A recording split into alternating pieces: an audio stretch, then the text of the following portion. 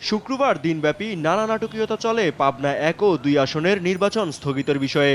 সকালে কমিশনার আব্দুর রহমানেল মাসুদ নির্বাচন স্থগিতের বিষয়টি গণমাধ্যমকে জানালেও দুপুরে জনসংযোগ কর্মকর্তা জানান বিষয়টি সঠিক নয়।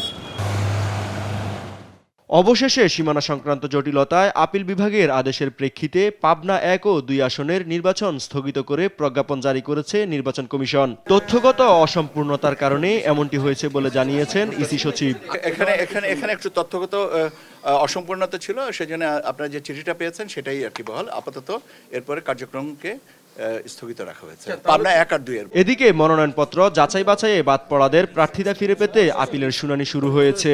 সিইসি এএমএম নাসির উদ্দিনের সভাপতিত্বে শুনানিতে অন্য কমিশনাররাও অংশ নেন।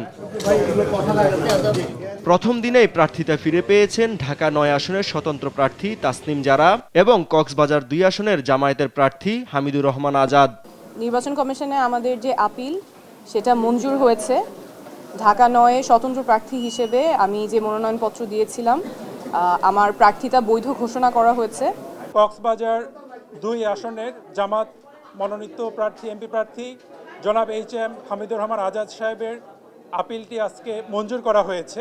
জাতীয় পার্টির 10টি বৈধ এবং 2টি বাতিল করা হয়। ইসলামী আন্দোলন, জাসদ, বাসদ, স্বতন্ত্র সহ বিভিন্ন দলের প্রার্থীদের মনোনয়ন বৈধতা দেয় কমিশন। আমাদের থেকে নির্বাচন করার জন্য বৈধতা দেওয়া হয়েছে।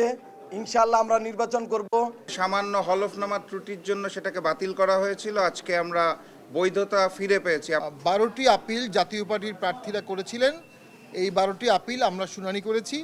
নির্বাচন আপিল ট্রাইব্যুনালকে আমরা ধন্যবাদ জানাই। এই আপিল শুনানি চলবে আগামী 18 জানুয়ারি পর্যন্ত। প্রার্থিতা প্রত্যাহার করা যাবে 20 জানুয়ারি পর্যন্ত। 21 জানুয়ারি চূড়ান্ত প্রার্থী তালিকা প্রকাশ করা হবে। ইউসুফ ভুঁইয়া, দেশ টিভি, ঢাকা।